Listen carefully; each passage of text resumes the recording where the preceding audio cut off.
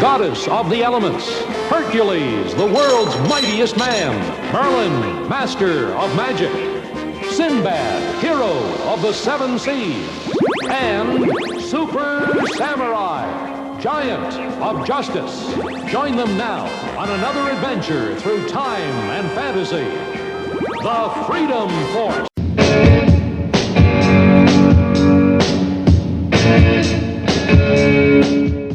Hello everyone, and welcome to another Plaid Stallions Toy Ventures. I'm your host Brian, and this week I want to talk about my love for Super 7. No, not the toy company, although they are swell and get lots of my money. No, the TV series Tarzan and the Super 7. Tarzan and the Super 7 debuted on CBS in the fall of 1979. A 90-minute program, it was bookended with reruns of Filmation Tarzan and Batman cartoons. In between those segments, we were treated to 5 different programs. Manta and Moray, an underwater crime-fighting team. Super Stretch and Micro Woman, a Nick and Nora Charles concept, except both characters had superpowers. Web Woman, a crime fighter whose powers came from the insect world. The Freedom Force, a group of heroes, 2 of which, namely Isis and Hercules, came from other Filmation properties. It's like a Filmation version of the Justice League, even though the Filmation did do the Justice League, you know what I mean. And lastly, Jason of Star Command, the only live-action show in this segment, and a show I totally adore. Being 8 years old at the time and already a hardcore Filmation fanboy, Tarzan and the Super 7 was my number 1 can't-miss event programming.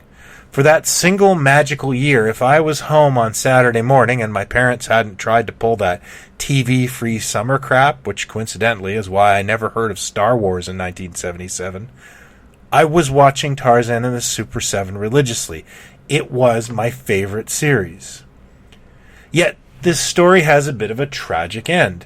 You see, DC Comics felt that Manta was just a little bit too much like Aquaman, despite the fact that he's a green fish-looking guy, and Super Stretch looked a little too much like Plastic Man, despite the fact that he's a black guy in his street clothes. Sadly, a judge agreed. We won't even get into what Web Woman's problems were, but you can figure it out. So, much of the Super 7 had a super short shelf life, and you guessed it, not much merchandise to be found. However, over the years, a few gems did squeak out, thanks mainly to the good people at Imperial Toys, makers of fine rack toys since 1969. Imperial snagged the rights to these colorful characters and slapped them on a bunch of cheesy toys to get a little traction from their high recognition factor. Let's go through what I've collected so far. Freedom Force Binoculars. Sure, Binoculars didn't feature much in the Valley of Time, but that header card has Super Samurai on it, and therefore it makes it cool. By the way, if you try and buy ISIS merchandise these days, you can get your PayPal account frozen. Fun story. The Freedom Force tool set. This card back features Merlin and Isis, and I guess basic carpentry is their weakness. I remember being way too excited to find this on eBay, like really over the top. The Imperial Puffy Stick-a-Tunes for the Super 7 are something that I really need to get more of. They feature a lot of the key characters, and it's really nice to see, and there's about a half a dozen different sets I need to track down. Manta and Moray Bubble Animal Set. This cost me $7 for 2, and at that point I began to think that this collecting obsession may not be shared with a large group. When I got these Super 7 watches, the seller threw in a whole bunch for free. One of them features Isis, and the other is Super Stretch, but he's disguised as a robot. I know I had a Manta one too, but I think it grew legs during my move, sadly. Of all the Super 7 characters, Web Woman was my absolute favorite, so I was delighted to discover that Ben Cooper made a costume for her. It's one of the nicest pieces of merchandise the show ever got, so I'm thrilled to own one. I had my daughter model this for me back when I got it. She's 5'7" now, so her days of being my Halloween costume model are long since past, sadly. Lastly, there is a plethora of cool animation cells and drawings on eBay.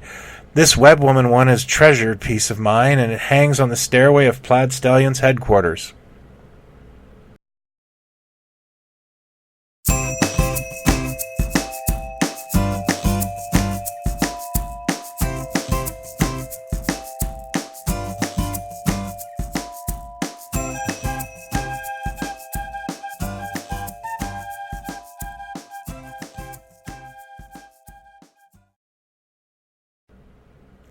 Collecting this stuff can be a challenge because A, there is a toy company called Super 7, and B, they freaking make toys based on the Filmation He-Man cartoons. It's like they have no regard for the dozen of us that collect merchandise from this show.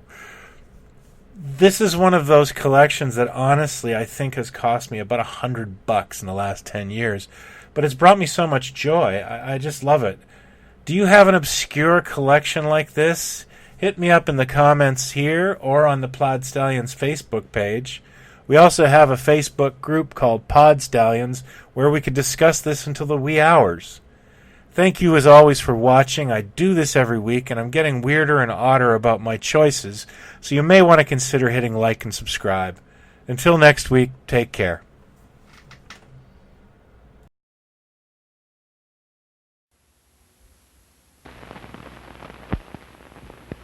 The Super 7. Web Woman and Spinner, two crime fighters who use the powers of insects to thwart evil. The Super 7. Manta and Moray, monarchs of the deep, protecting the world's sea creatures. The Freedom Force, with Isis, Super Samurai, and other legendary heroes. The Super 7. Stretch and shrink to incredible adventures with Super Stretch and Micro Woman, the world's most fantastic superheroes.